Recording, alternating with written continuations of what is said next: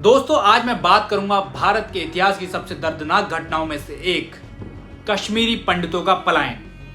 1990 ये वो समय था जब आतंकवाद और नफरत की आग में जलते कश्मीर से लाखों कश्मीरी पंडितों को रातों रात अपना घर छोड़कर भागना पड़ा।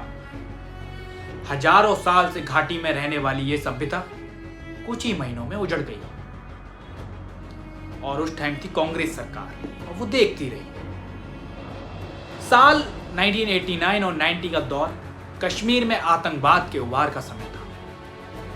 कश्मीर से घुसपैठ और चरमपंथी संगठनों का गतिविधियां तेजी से बढ़ रही थी। उस दौर में जम्मू कश्मीर में गवर्नर रूल लग गया था और स्थिति बेहद नाजुक थी।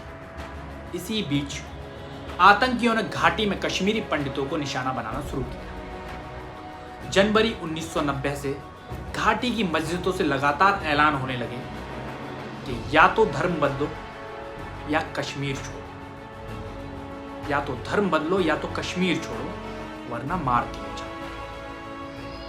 ये ऐलान हो रहा था, लेकिन सरकार सिर्फ देख रही थी। कोई सुरक्षा के इंतजाम नहीं, कुछ नहीं किया। आतंकियों ने कई कश्मीरी पंडित, नेताओं और बुद्धिजीवियों की हत्या कर दी। रातों को सड़कों पर भय माहौल था और चारों तरफ दहशत का साया। औरतें, बच्चे, बूढ़े, कोई भी सुरक्षित नहीं था। 19 जनवरी 1990 की रात को हालात इतने बिगड़ गए कि हजारों पंडित अपना घर बार छोड़कर जम्मू और दिल्ली और देश के अलग अलग कोनों में भागने लगे। कई परिवार ट्रकों और बसों में जैसे तैसे सामान लादकर निकल गए।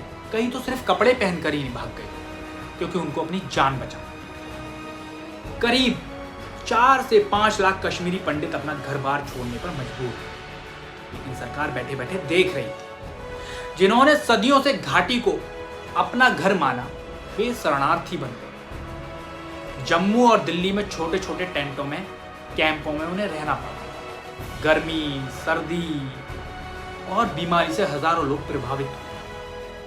बच्चों की पढ़ाई छूट गई, बुजुर्ग बेघर हो गए, पूरी संस्कृति उजड़ गई। उस समय की सरकार पर भी सवाल उठे। लोगों ने कहा कि प्रशासन ने पंडितों को सुरक्षा देने में नाकामी दिखाई। लेकिन सरकार और विपक्ष एक दूसरे को तंज कस रहे थे।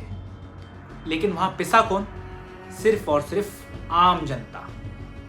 कश्मीरी पंडितों का पलायन सिर्फ एक समुदाय का विस्थापना नहीं था, बल्कि ये हमारी सभ्यता और इतिहास पर एक गहरी चोट थी। 3 दशकों से ज्यादा समय बीत चुका है, लेकिन आज भी लाखों पंडित अपने घर वापस का सपना देख रहे हैं, अभी तक नहीं गए। यह कहानी हमें सिखाती है कि जब नफरत और आतंक हावी हो जाता है, इंसानियत सबसे पहले हारती है। और हमें मिलकर यह सुनिश्चित करना होगा कि भविष्य में ऐसा कोई पलायन कभी ना हो, किसी भी धर्म का, किसी भी जाति का।